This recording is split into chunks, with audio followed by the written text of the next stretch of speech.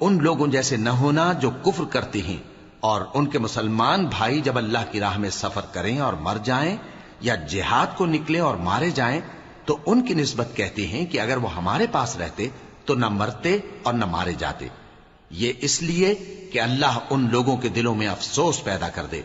اور زندگی اور موت تو اللہ ہی دیتا ہے، اور اللہ تمہارے سب کاموں کو دیکھ رہا ہے۔ اور اگر تم اللہ کے راستے میں مارے جاؤ یا مر جاؤ تو جو مال و متاع لوگ جمع کرتے ہیں اس سے اللہ کی بخشش اور رحمت کہیں بہتر ہے، اور اگر تم مر جاؤ یا مارے جاؤ تو اللہ کے حضور میں ضرور اکٹھے کیے جاؤ گے۔ پھر اے نبی، اللہ کی مہربانی سے تم ان لوگوں کے لیے نرم مزاج واقع ہوئے ہو، اور اگر تم بدخو اور سخت دل ہوتے تو یہ تمہارے پاس سے بھاگ کھڑے ہوتے، سو ان کو معاف کر دو اور ان کے لیے اللہ سے مغفرت مانگو، اور اپنے کاموں میں ان سے مشورت لیا کرو، اور جب کسی کام کا پختہ ارادہ کر لو تو اللہ پر بھروسہ رکھو، بے شک اللہ بھروسہ رکھنے والوں کو دوست رکھتا ہے۔ اگر اللہ تمہارا مددگار ہے تو تم پر کوئی غالب نہیں آ سکتا، اور اگر وہ تمہیں چھوڑ دے تو پھر کون ہے اس کے بعد تمہاری مدد کرے۔ اور مومنوں کو تو چاہیے کہ اللہ ہی پر بھروسہ رکھیں، اور کبھی نہیں ہو سکتا کہ کوئی پیغمبر خیانت کرے، اور خیانت کرنے والوں کو قیامت کے دن خیانت کی ہوئی چیز اللہ کے روبرو لا حاضر کرنی ہوگی،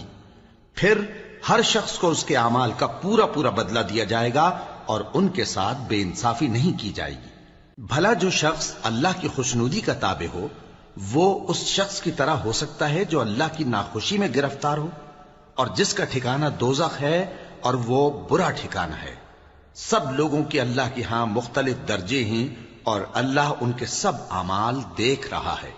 اللہ نے مومنوں پر یقیناً احسان کیا ہے کہ ان میں انہی میں سے ایک پیغمبر بھیجے جو ان کو اللہ کی آیتیں پڑھ پڑھ کر سناتے اور ان کو پاک کرتے اور انہیں کتاب و حکمت کی تعلیم دیتے ہیں، اور پہلے تو یہ لوگ کھلی گمراہی میں تھے۔ بھلا یہ کیا بات ہے کہ جب احد کے دن کفار کے ہاتھ سے تم پر مصیبت واقع ہوئی،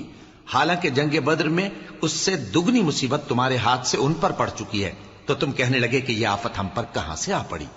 کہہ دو کہ یہ تمہاری ہی شامت اعمال ہے کہ تم نے پیغمبر کے حکم کے خلاف کیا، بے شک اللہ ہر چیز پر قادر ہے۔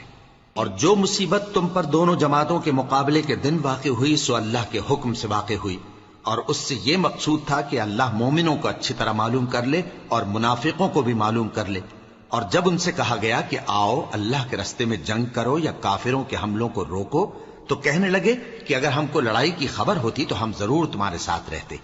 یہ اس دن ایمان کی نسبت کفر سے زیادہ قریب تھے، منہ سے وہ باتیں